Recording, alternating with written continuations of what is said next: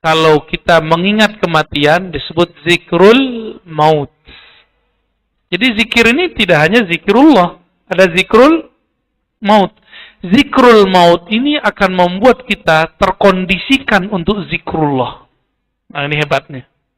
Ya. Ada lagi zikir yang lain. Zikir muhasabah. Zikir muhasabah itu mengenang kesalahan kita dan merasakan kehinaan kita di hadapan Allah. Oh, nanti kita merasa hina terus Pak di hadapan Allah. Assalamualaikum warahmatullahi wabarakatuh. Assalamualaikum. Kita sering berselawat ya Ustaz. Nah, dalam membaca selawat ini yang kita ingat itu apakah Nabi Muhammad yang lahir di Mekah ataukah nurnya yang kita ingat dalam berselawat? Yang kedua, bagaimana zikir yang bagus atau zikir yang benar, karena Allah sudah mengingatkan banyak orang yang berzikir hanya mendapatkan lelah dan capek. Tolong diberikan penjelasan. Terima kasih. Assalamualaikum warahmatullahi wabarakatuh. Ya, terima kasih. Bisa, ya. Oh ya. Nah, ini adab kepada Nabi Pak ya. Nabi Muhammad yang berkubur di Madinah itu sama dengan nur Nabi Muhammad. Jangan seperti beberapa kelompok kebatinan yang mengatakan bukan Muhammad yang dikubur di Madinah itu. Wah, itu suul adab Pak. Kalau dia wali batal kewaliannya langsung. Ya, kalau dia wali batal langsung kewaliannya. Suul adab. Ya. Emang beda Nur Muhammad sama yang dikubur di Madinah itu? Sama. Dia juga. Ya. Yang lahir di Mekah itu dia juga. Apa dalilnya? Hadis Imam Darimi ketika Sayyidah Aminah melahirkan Nabi Muhammad, beliau mengatakan ra'aitu nuran. Aku melihat nur nembus sampai kepada kerajaan-kerajaan di Rum, di Persia. Hadis Darimi, hadisnya sahih. Versi saya sahih, tapi versi sebelah nggak sahih. Ya. Imam Darimi ini teman Imam Bukhari. Nur, jadi itulah puncak nur itu Nabi Muhammad SAW. Beliaulah nur yang Allah kemudian lahirkan dari rahim Sayyidah Aminah. Ya. Fisiknya disiapkan oleh Allah dari surga. Ya, maka setiap malam diberikan buah-buah surga oleh Sayyidina Jibril. Jadi dia juga Pak. Bedanya nur itu hakikatnya. Nabi Muhammad bin Abdullah itu adalah jisim zahirnya. Ya. Jadi hindari kalam-kalam itu Pak ya. Cukup malam ini kalam itu terkalamkan ya. Saya dulu waktu ngaji waktu kecil, ngaji ilmu-ilmu hakikat, itu beberapa yang ngaku ahli hakikat ngomong begitu. Dan itu batin saya nolak langsung. Ya, nur yang ada di kolbu kita nolak, nggak boleh ngomong itu suul adab. Suul adab, buruk adab kepada baginda Nabi Muhammad sallallahu alaihi wasallam. Apa kata beliau? Nih beliau ngomong, kuntu nabiyan. Aku sudah jadi nabi. Adam belum dicipta. Tuh, berarti dia juga kan? Yang dulu pada masa azali, Ahmad namanya, yang terlahir di masa 15 abad yang lalu, Muhammad namanya. Nanti di akhir zaman Al-Mahdi, dia juga itu Pak, kan pewarisnya. Kan disebutkan Al-Mahdi minni, Mahdi itu dariku, itu maksudnya. Min waladi Fatimah, dari keturunan Fatimah. Ya. Makanya saya sekarang kalau salawat sering saya tambahkan Al-Mahdi. Allahumma salli ala Sayyidina Muhammad wa ala alihi wal mahdi khalifatihi wa sallim. Itu yang isyarat yang saya dapat Pak. Itu kalau sering saya baca begitu. Ya. Moga-moga kita membersamai beliau. Ya. Amin ya Rabbal Alamin. Ya. Yang kedua zikir tadi. Zikir dengan angka. Sehingga capek. Yang terbaik. Zikir itu yang terbaik bukan angka atau tidak pakai angka. Zikir terbaik ketika yang berzikir kolbunya terhubung kepada yang diingat, yang disebut. Maka angka tidak penting. Mau 3, mau 300, mau 30.000, yang penting kolbunya terhubung. Kalau dengan 3 terhubung, 30.000 terhubung, banyakan mana Pak? Banyakan 30.000. Tapi kalau baca 1.000, pikiran kemana-mana. Tapi 10, malah connect, ya bagusan 10. Jadi ya. Jangan seperti yang diceritakan Nabi mengenai orang yang qiyamul lail. Laisa lahu min salatihi illa, ya, tidaklah dia mendapatkan salatnya kecuali capek. Orang puasa tidak mendapatkan kecuali al-ju' wal atas. Kecuali cuma rasa lapar dan haus. Nah, kita nggak mau ibadahnya ibadah zahir. Jadi Nabi ngomong begitu, tolong jangan beramal dengan amal fisik semata. Beramallah mulai masuk ke alam kolbu. Gitu maksudnya. Zikir itu kan tempatnya di kolbu, Pak. Lisannya nerjemahin aja. Maka kalau capek lidah ini ngomong, kita harus mulai melatih kolbu. Karena si kolbu tidak akan pernah lelah menyebut nama Allah Subhanahu wa ta'ala. Kolbu itu bahasa Arab artinya elastis. Dia bisa digoyang kemana aja, kapan aja, itu kolbu. Bahkan kolbu itu dalam 1 detik bisa berlipat kekuatannya. Kalau dia dapat zikir yang sebenarnya. Inilah yang bikin saya berani sebenarnya. Anugerah-anugerah itu, Pak.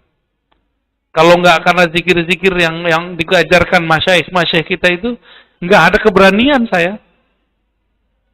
Jadi karena mereka membackup kita dengan zikir, kita diajarkan zikir.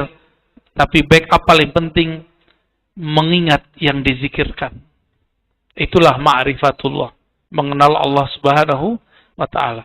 Bapak ini, kalau sudah kenal sama seseorang, ngobrol sama dia 2 jam juga rasanya baru 2 menit. Apalagi kalau orangnya cuantik, Pak. Ya? Kalau bagi cewek, ganteng. Enak lagi diajak ngobrol. 5 menit. Itu 5 jam. 5 jam ngobrol, tahu-tahu udah terbenam matahari. Ya, udah malam deh, gitu. Itu kita sama makhluk loh, Pak ya. Kalau udah kenal sama makhluk, 5 jam merasa 5 menit. Bagaimana antum kalau kenal Khalik? Saya nggak bisa bayangkan, Pak. Betapa indahnya hidup orang itu.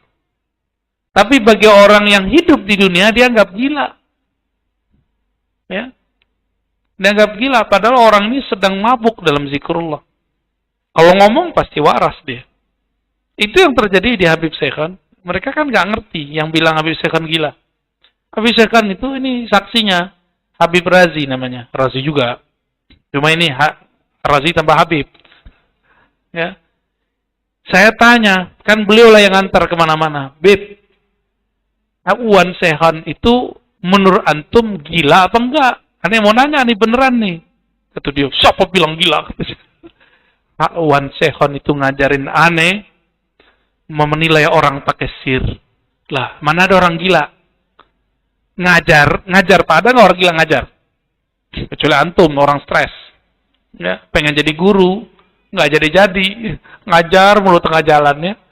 Ngajarin apa? Ngajarin murid-murid beliau, yang khadam-khadam beliau ini, memandang orang tidak dengan fisik, tapi dengan sir. Dengan batin. Berarti kalau pakai sir yang dipandang kebaikannya, bukan keburukannya. Gitu.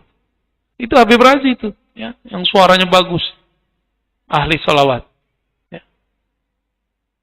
Bukan 1-2 orang yang saya tanya, itu udah banyak. Dan saya juga ketemu beliau. Ya. Normal, orang biasa. Ya, cuma biasa ngelakon orang mabuk cinta. Ya. Iya, langsung saja saya nanya. Baca surat 47 di ayatnya, ayat 4 akhir, di situ dikatakan bahwa Allah itu tidak akan bagi di jalan Allah. Kemudian saya lupa, ini saya baca aja. Allah itu memberi petunjuk kepada mereka yang mereka dan memperbaikinya. Nah, saya memahaminya. Yang sebetulnya ini adalah terjadi pada mimpi saya ketika ketemu Buya. Saya terjaga, putus. Maka pada kesempatan ini saya Sambung. Ya. Baik. Kalau mimpi ketemu orang yang masih hidup, yang orangnya kita anggap baik, Bapak anggap saya, mungkin Bapak anggap saya baik, Pak. Alhamdulillah. Saya ini banyak dosa, Pak. Ya. Nih, antum jangan nilai saya ini sempurna. Saya ini banyak dosa. Dan saya tahu dosa saya sendiri. Ya. Tapi saya sadar saya punya dosa, maka saya minta ampun kepada Allah. Namun setiap kali minta ampun kepada Allah, itu nurnya nyebar-nyebar, Pak. Itu mungkin yang datang ke mimpi Bapak itu. Jadi kalau Bapak sudah tasdik kepada seseorang, sudah percaya dengan ilmu seseorang, sudah cinta, itu masuk ke alam bawah sadar. Ketemu dalam mimpi. Dan itu benar. Yang masuk itu nurnya. Dan Bapak baru satu dari sekian orang, dan banyak sebenarnya Pak, yang mengalami itu dengan guru-gurunya. Ya, saya mengalami dengan guru-guru saya. Guru saya yang hidup ataupun sudah meninggal. Saya mengalami itu. Itu nur mereka. Dan itu bukan setan. Ya. Cuma kalau ada kalam di situ, tentang perintah zikir tertentu, jangan langsung diamalkan. Konfirmasi dulu sama yang masih hidup. Ya. Siapa tahu ntar pemahaman kita waktu kita mendengar tidak cocok dengan yang dikalamkannya. Kan banyak yang begitu. Ya.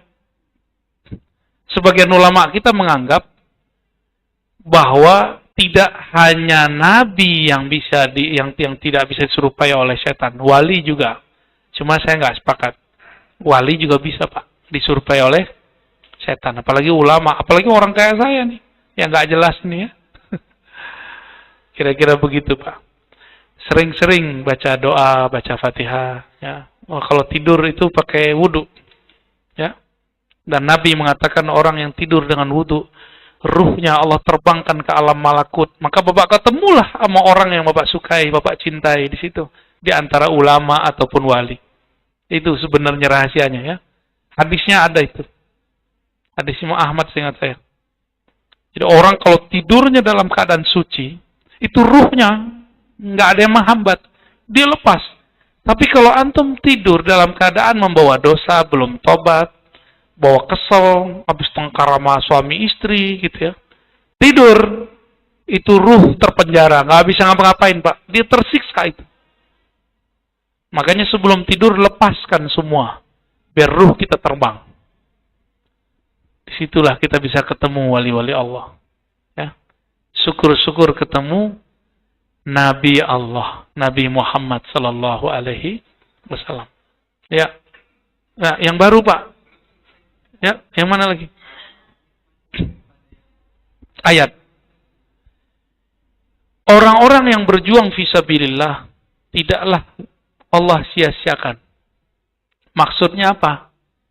Kalau orang yang tidak berjuang fisabilillah, itu Allah cuekin aja Pak. Karena dia tidak pernah memperjuangkan Allah. Maka orang-orang yang diperhatikan oleh Allah di dunia dan di akhirat, di alam barzakh, itu hanya orang yang berkorban hartanya, jiwanya, waktunya untuk Allah Subhanahu wa ta'ala. Itulah cara cari perhatian kepada Allah Subhanahu wa ta'ala. Apalagi caranya? Kalau Bapak bukan seorang syuhada, orang yang berjuang, senangilah kekasih-kekasih Allah. Pemimpin kekasih Allah siapa? Baginda Nabi Muhammad SAW. Nabi karena beliau sudah wafat, cukup disolawatkan. Tapi pewarisnya kan belum wafat. Ya. Kalau mereka hidupnya susah, Bapak bantulah. Mereka lagi berjuang bikin pesantren, bantu. Mereka senangnya apa? Senangin hatinya. Jika kolbu kekasih Allah itu senang sama kita, Allah lihat ada nama kita di kolbunya, Allah akan cinta kepada kita. Apa kata Allah? Oh, ini pembantumu ya, ansormu ya, hawariyunmu ya. Itulah kalam Sayyidina Isa ketika mengatakan, Man ansori ilallah. Siapakah yang membantuku kepada Allah? Lalu berkatalah para hawariyun, Ya Allah, kamilah. Wahai Sayyidina Aisyah, kamilah pembantu engkau, kamilah hawari engkau. Hawari itu siap korban apa aja. Maka dari semua murid Nabi Isa, yang jadi murid terbaiknya cuma 11 orang. 12 satu khianat. Satunya Dajjal nyamar. Yudas Iskariot. Dan itu akan terjadi di setiap masa, Pak. Ada orang ngaji, ada yang nyamar satu. Ada yang khianat satu. Begitulah terus. Semoga kita terjaga ya. Amin ya rabbal alamin. Semoga kita termasuk yang sidik, yang sungguh-sungguh lahir batinnya sama. Ya. Kita udah ketemu beberapa anak-anak begitu ya. Jadi kita ngomongnya apa? Di luar ngomongnya apa? Tongkarlah 2 zawiyah.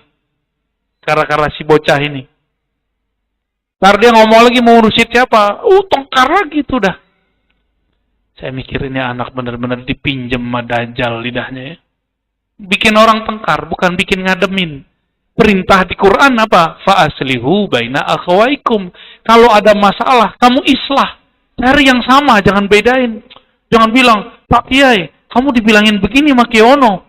Itu yang ngomong tuh Pak, lugu, nggak sadar apa akibat yang ngomong. Ya.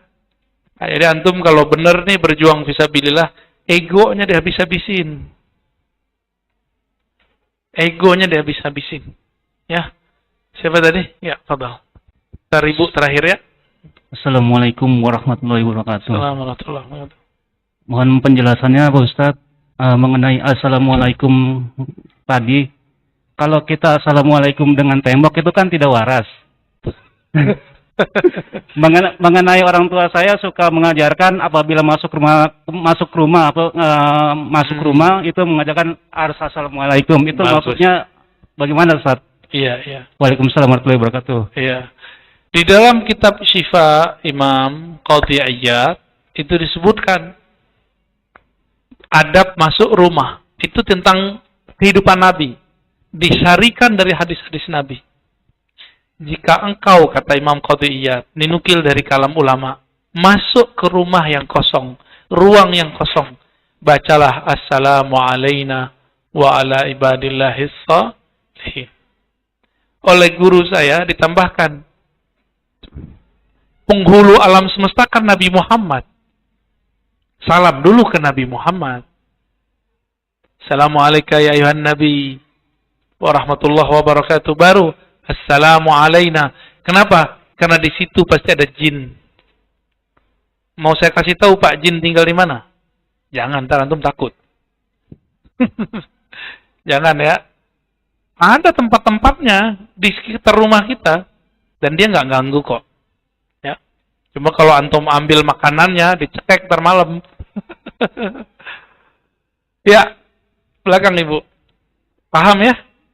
Oke, terakhir silakan. Assalamualaikum warahmatullahi wabarakatuh. Assalamualaikum. Saya Siti Saleha. Mohon Buya penjelasannya mengenai zikir dan wirid, apa bedanya? Baik. Assalamualaikum. Assalamualaikum. Sebenarnya pembahasan ini next tentang zikir dan wirid, tapi versi Wahabi ya. Nanti versi kita ya. Apa beda zikir dan wirid? Zikir itu artinya menyebut-nyebut, itu level 1. Yang kedua mengingat. Setiap kali kita menyebut nama Allah itu disebut zikrullah. Kalau kita mengingat kematian disebut zikrul maut. Jadi zikir ini tidak hanya zikrullah, ada zikrul maut.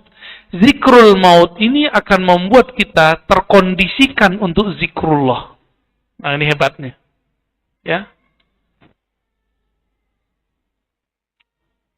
Ada lagi zikir yang lain.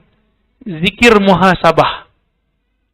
Zikir muhasabah itu mengenang kesalahan kita dan merasakan kehinaan kita di hadapan Allah. Oh, nanti kita merasa hina terus Pak di hadapan Allah. Orang begini cepat dapat nikmat zikir. Jadi kenapa nih kita susah menikmati zikrullah? Satu aja sebabnya. Karena jarang muhasabah. Karena jarang muhasabah, masih merasa diri ini mulia. Masih merasa diri ini spesial. Masih merasa diri ini suci. Akhirnya mental lah itu zikrullah. Ya.